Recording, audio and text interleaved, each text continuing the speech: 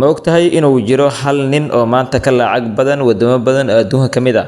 Hantida ninkan waxay ka badan tahay wax soo saarka guud ee dalalka sida Ethiopia iyo Kenya oo isku biiray.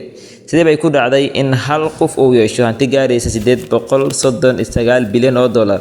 Maanta fahamka nolosha wuxuu kuu soo bandhigayaa sirta shanta nin ee dunida ugu hodansan sanadkan 2026. Kaalinta shanaad waxaa ku jira milkiilaha Facebook waana Mark Zuckerberg oo hadda 41 jir ah, leh hanti gaaraysa 222 bilyan oo dollar. Mark wuxuu ku dhashay magaalada White Plains ee gobolka New York 14 Maajo 1984. Wuxuu ku soo jeedaa qoys aqoon leh. Aabbihii wuxuu ahaa dhakhtarka ilkaha halka hooyadii ahayd cilmi nafsiyaqaan. Noloshiisa waxay si weyn isu beddeshay isagoo 19 jir ah oo jooga jaamacadda Harvard markii uu dhisay Facebook. Isagoo markii dambe ka tagay jaamacadda si uu eray noloshiisa ah inuu dunida dhan isku xiro. Sanadkan 2026 boqortooyadiisa Meta waxay xukumaysaa baraha bulshada ee dunida. Mark dunida oo dhan wuxuu ka dhigay sida hal qol oo kale.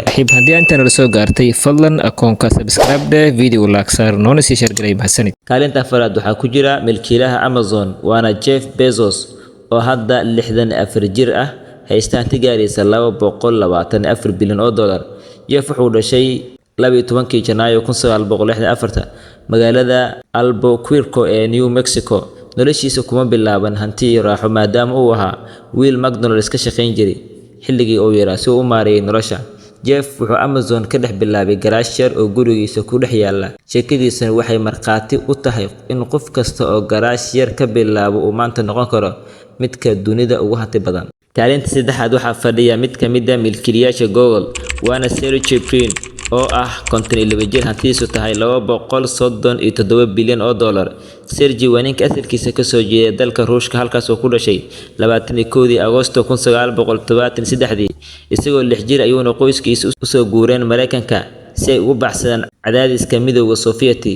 Isagoo jaamacadda Stanford ku jira ayuu la kulmay Larry Page, waxayna wada dhiseen waxa maanta loo yaqaano Google oo ah matoorka xukuma macluumaadka adduunka.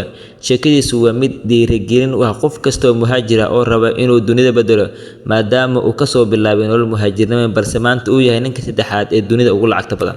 Kaalinta labaad waxaa ku jira ninka kale oo isna ka mid ah milkiilayaasha Google ee Larry Page oo isna 52 jir ah, haysta hanti dhan 257 bilyan oo dollar. Larry wuxuu ku dhashay magaalada Lansing ee gobolka Michigan 26 Maarso 1973. wuxuuna ku dhex karay kombiyuutarada maadaama labadiisa waalidba ay bareen cilmiga kombiyuutarka jaamacadda.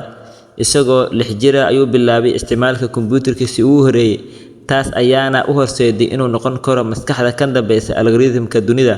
Larry wuxuu aaminsanaa in macluumaadka adduunka oo dhan la habeeyo laguna guuleysto in qof kasta uu helo xogta uu baahan yahay.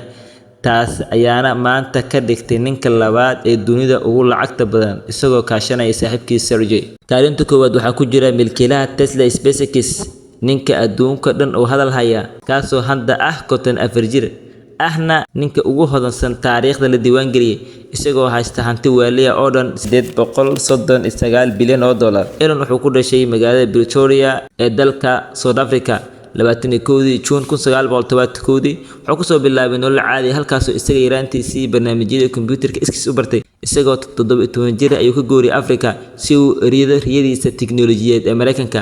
Maanta isaga ayaa xukuma shirkadaha gawaarida korontada ee Tesla iyo shirkadda hawada sare ee SpaceX. Hantida Elon Musk waxay ka badan tahay wax soo saarka boqolaal waddan oo isku biiray, waxaana loo saadaaliyaa inuu noqon karo trilyaneerigii ugu horreeyay ee dunida. Sida aad aragteen, hal nin oo South Africa ka soo bilaabay noloshiisa ayaa maanta ka lacag badan wadamo badan oo adduunka ka mid ah. taas ayaana baraysa in hal abuurka iyo teknoolajiyadda ay yihiin meesha maanta hantidu taala.